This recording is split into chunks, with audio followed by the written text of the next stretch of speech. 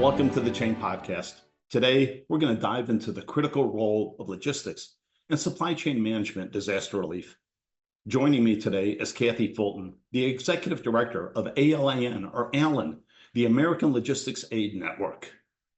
Kathy leads ALAN in delivering logistics information, services, equipment to support disaster response and recovery efforts across the United States. Her passions include leveraging the unique skills of supply chain professionals to enable responsible disaster relief and building cross-sector collaborative approaches across communities that are experiencing these types of disruptions.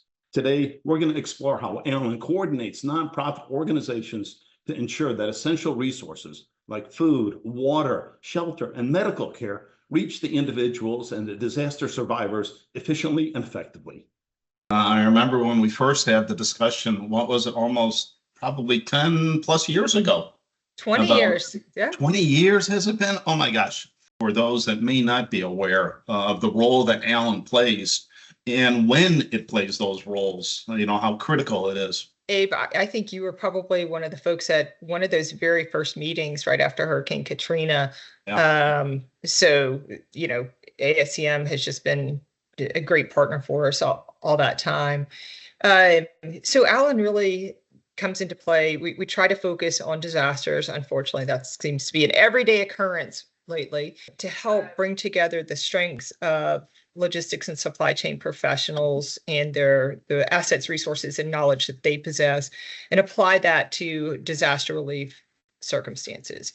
So that means helping nonprofit organizations access donated or discounted resources, helping to improve their knowledge and expertise so that they can become better shippers, better consumers of logistics and supply chain services.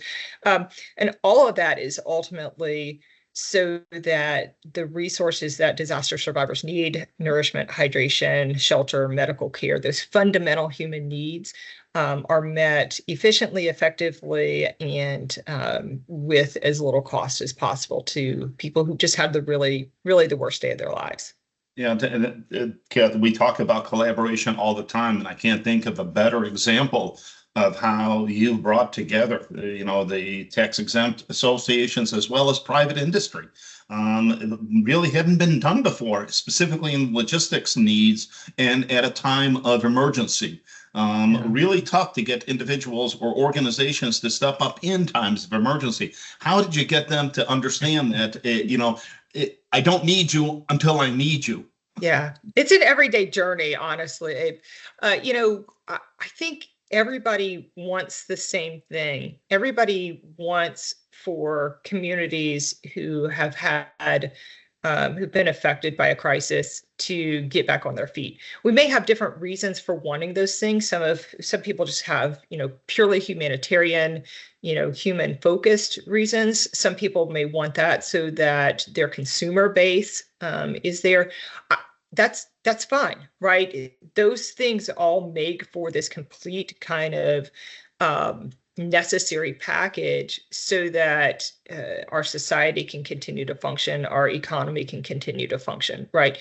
So when we're able to take that, what's in it for me approach to say, hey, business, this is not just good because it gives you a PR look, a good PR look.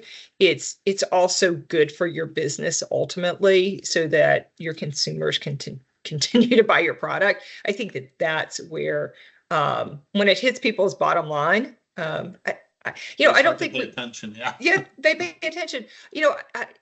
When I was in B school, I remember triple bottom line was the thing we always talked about, and I don't hear that phrase tossed about as much these days. But I think that it still resonates with people. We have to make sure that we're doing the right things for people, doing good while doing well.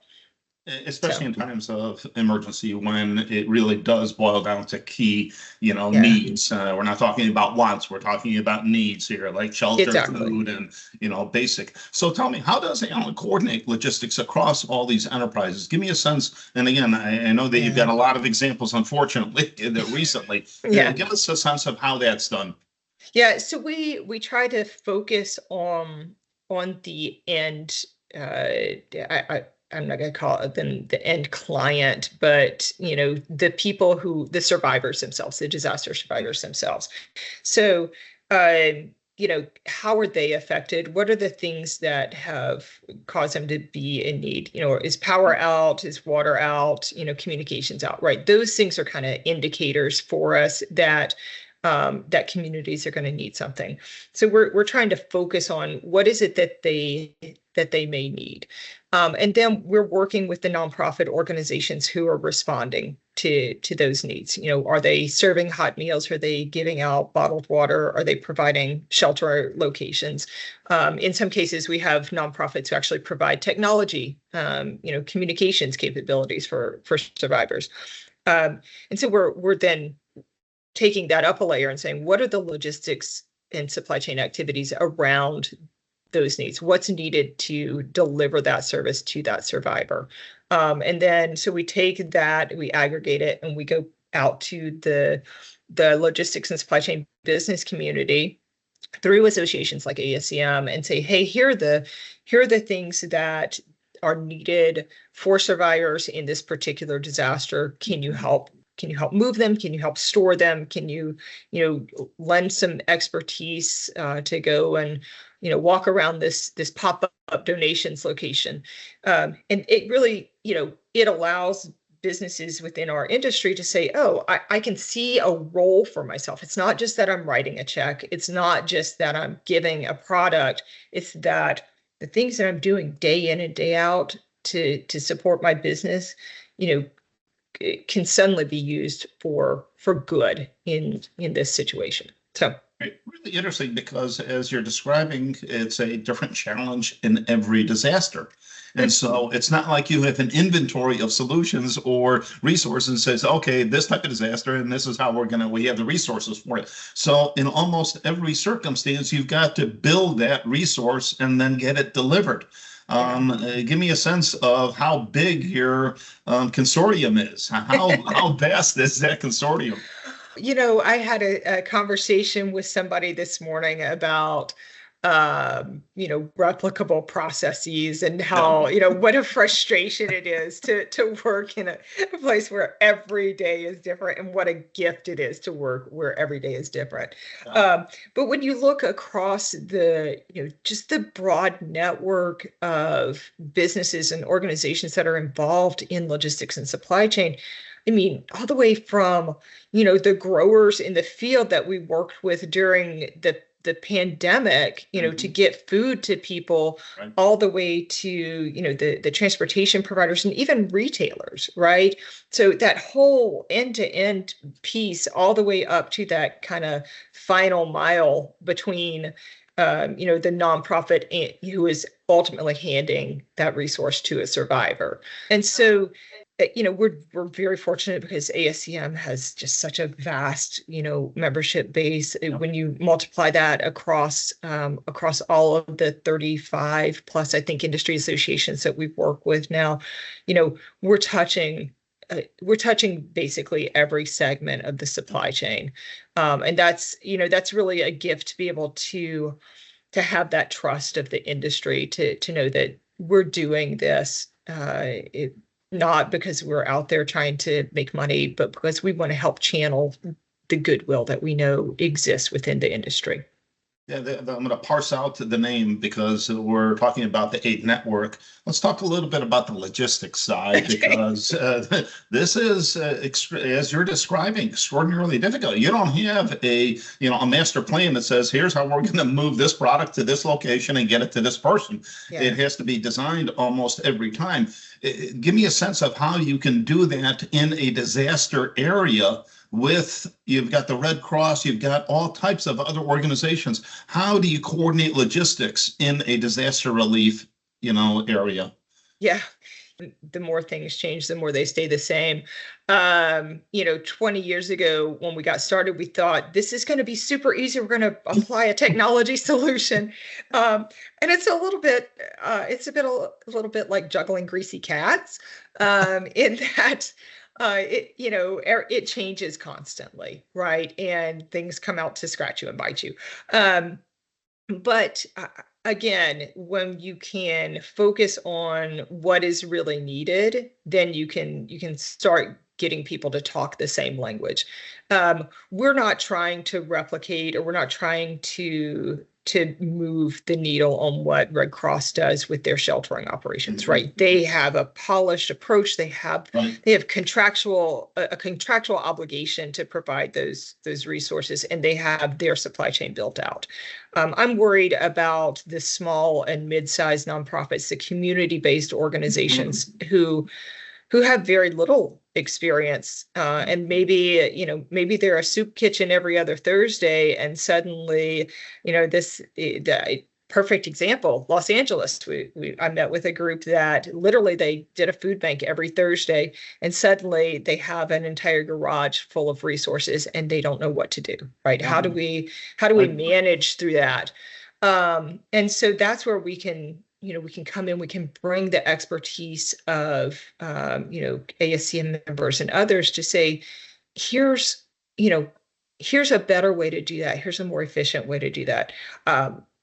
We're not going to fix all of the problems, but where we can have an impact on bringing the right people together to agree to some fundamentals around logistics and supply chain best practices, that's where we want to go.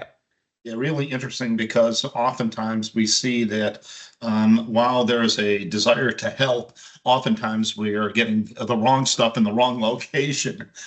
And while the companies may believe that they're doing you a service, now you've got stuff that you can't use, and now you've got to either discard it or donate it to somebody else. Yeah. That coordination of getting that right product, and especially in a chaotic environment right now, how do you how do you work with the donors and say, you know what, I don't need this right now, thank you, or yes, but I need it over here? Yeah.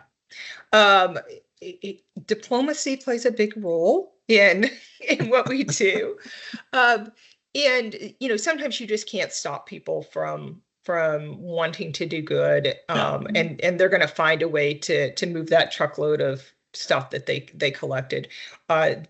The best we can do in that situation is help to direct them to somebody who can really need it. It is, I think that's where being trying to be very data informed. Hey, there were 250,000 people affected in Los Angeles. Only about 10% of those people actually need support.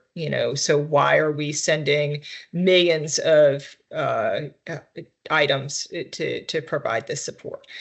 The 10% number is made up, so don't quote me on that. But looking at that true demand of what's really necessary, and who's going to provide that, right? So the city of Los Angeles is going to provide resources, the Red Cross is going to provide resources. So suddenly, you start pulling all these pieces together, and there's no visualization of that. That's kind of Allen 2.0, is how do we figure out how do we visualize this totality of supply? How do we match that against demand?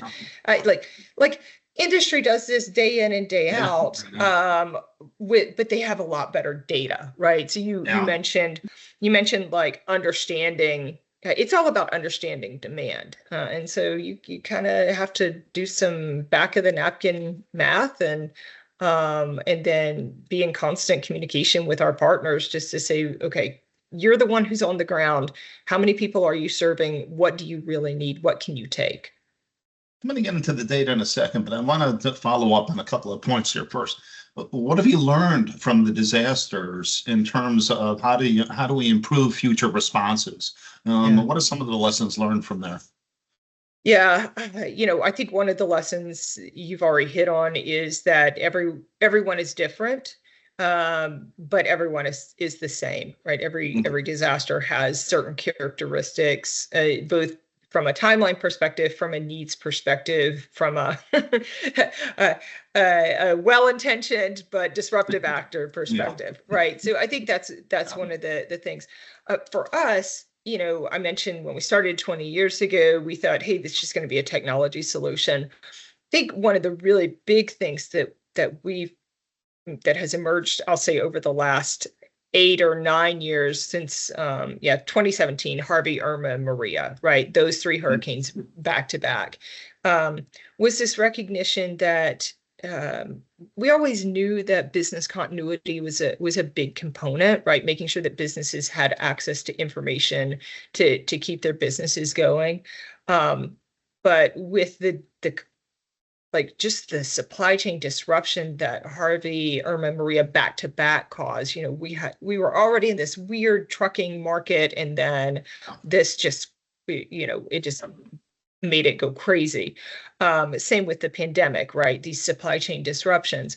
So I think that was the big lesson for us, is like, what are the resources that we can give back to the community? We can't just constantly go with a handout, right? And the fact that those things need to happen year round, so that information sharing and collaboration needs to happen year round, not just when a disaster happens. When we're episodic with it, people forget about, this need.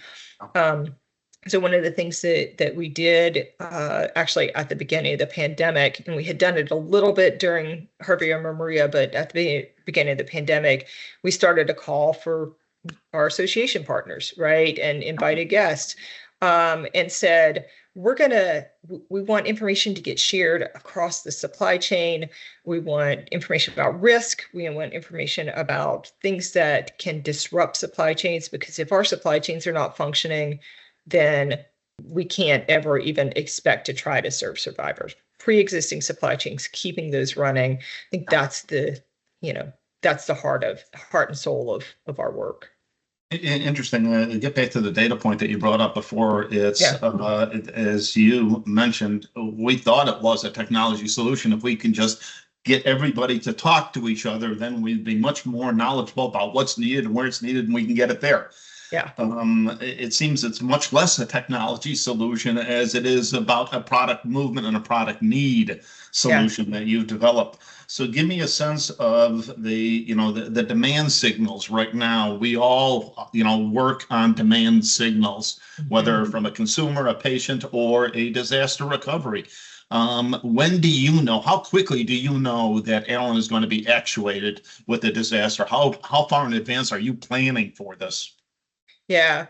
I would say it's about demand signal, it's about flow, and even underscoring all of that, it's about relationships. So how do we know, and when do we know that we're going to be activated? Well, I'm going to tell on myself because this is the perfect example of me underestimating. So 2023, there were these fires in Lahaina. I looked at the news and I said, it's a small community. I don't think we're going to need to get involved, right? And then we spent months literally working with the folks on Maui to, not just move product, but also to help them. We literally stood up a logistics coalition for the nonprofits, right?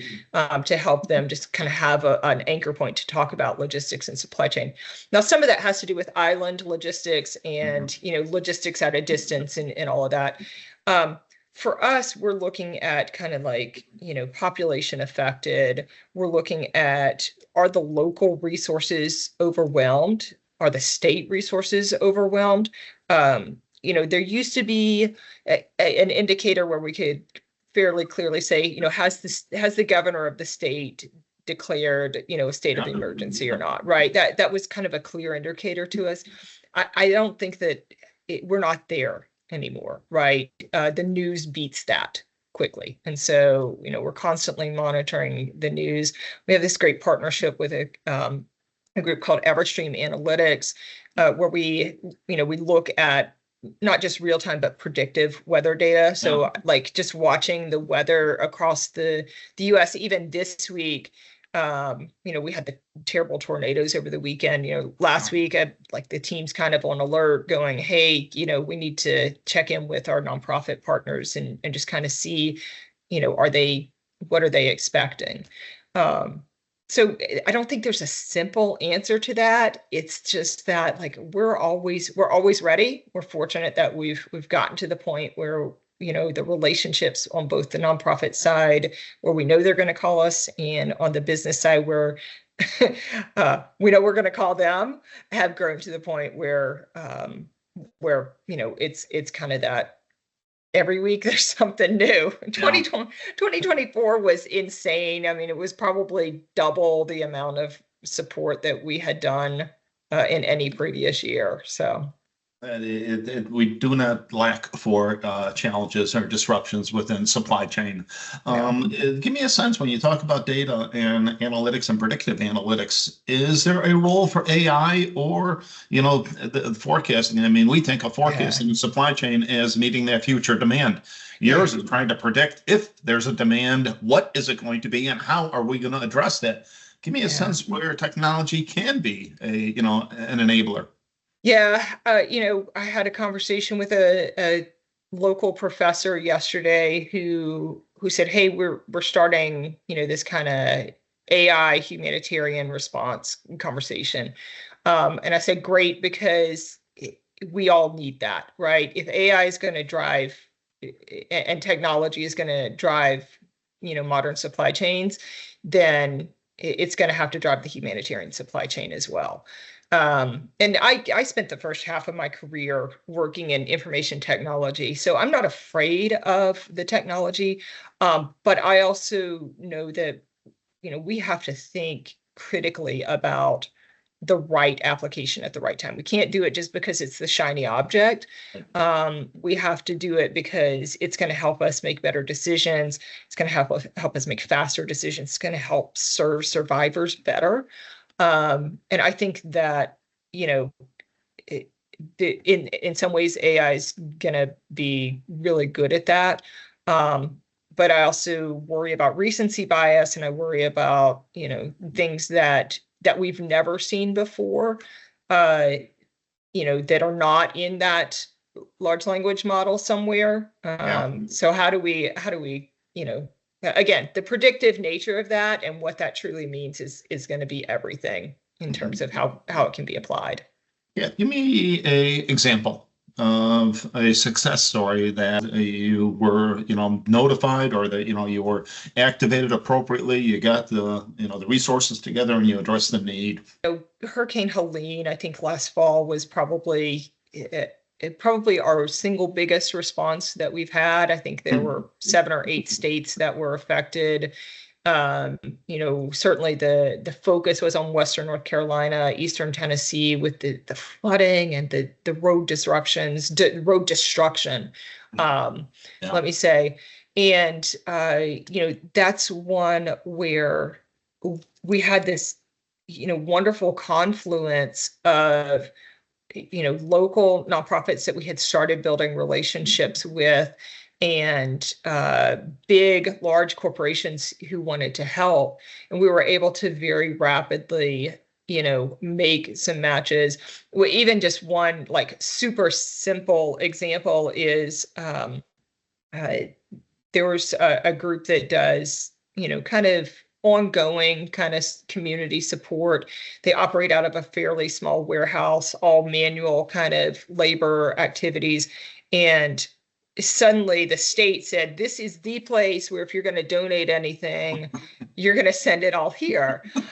Right. And so this group is getting this huge surge in demand. Yes. But also this huge surge of resources. And we were able to very quickly say, oh, this other group has offered a forklift and some pallet jacks. Let's put it there. So I think that's just one example where, and it's not just magic that things like that happen. It's because there have been years and years of relationships and conversations, and what ifs that have gone into that. But all of that hard work, paid off within 24 hours of the storm. And so I think that was something that, I'm proud of the team for seeing that opportunity, being able to, very quickly connect the dots and help survivors rapidly. When you look forward, Kathy, what challenges or gaps do you see that exist today that we should be paying attention to relative to logistics and the aid network? the scope and scale of disasters is only increasing, and the reasons for that, we could argue the political reasons behind that. There's no reason to do that because you can just look at the raw numbers, and it's pretty evident what's happening. So I think that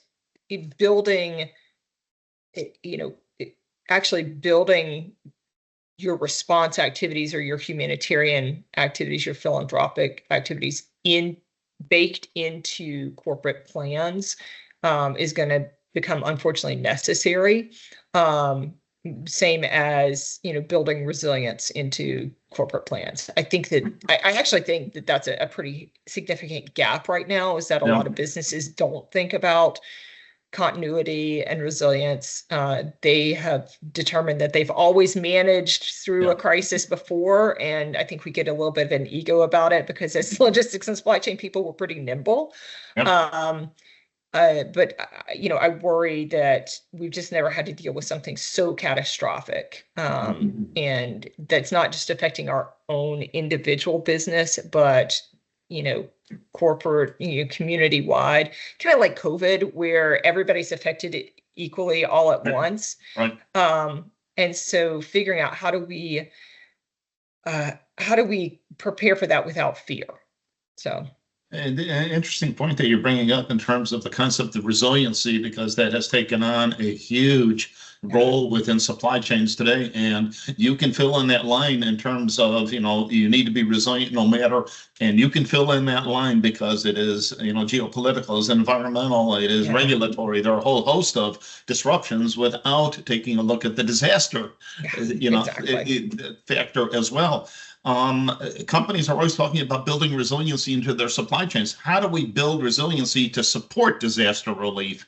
Is it more inventory? Is it just awareness? What is it right now? I think our board chair, Robert Martichenko, would probably have a conniption fit if I said you need more inventory, because he's like the lean guru, Yeah. So no, I don't think it's more inventory. But I do think that we need to be really smart about how we design our supply chains and how we diversify our risk, right? Whether that is, some redundancy is probably going to be necessary, but, having a really smart, informed approach about where we do that within our businesses is going to be much more effective, both for bottom line and for, how we support ourselves and survivors after something bad happens. I think, even just, the Baxter plant in North Carolina after Helene, right? It's 60% of saline for the US or whatever. I don't remember the exact numbers, but, what drove that business decision to concentrate that risk in that location, and how do we, you can't just start up a new plant immediately. So what are alternatives, right? And so being creative about that both in our short-term and long-term business planning. So continuity planning, right? What are we going to do in the intermediate, but long-term, what does it mean strategically?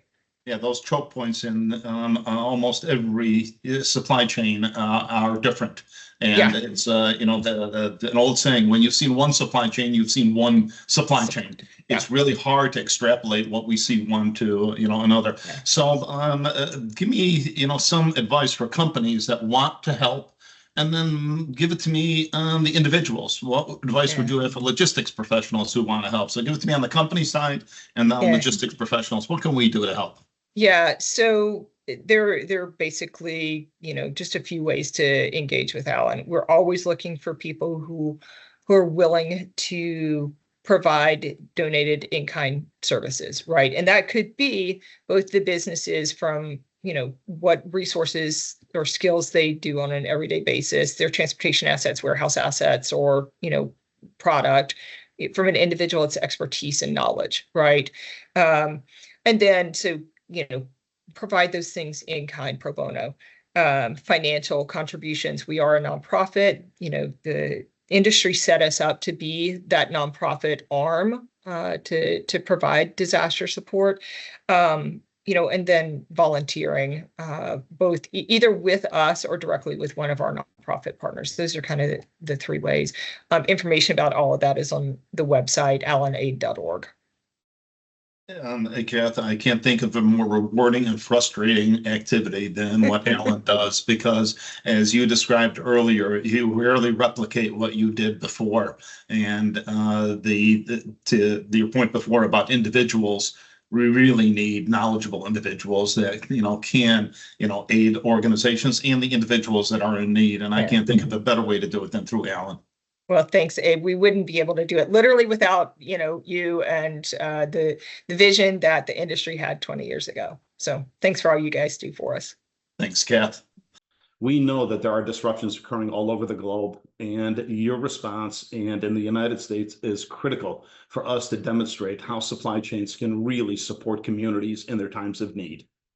If you want to learn more about Alan, I encourage you to visit their website, allanaid.org or allanaid.org. You can learn how to best support them and stay up to date on the complexity and the triumphs of disaster relief and logistics and supply chain. Thank you so much for joining us today.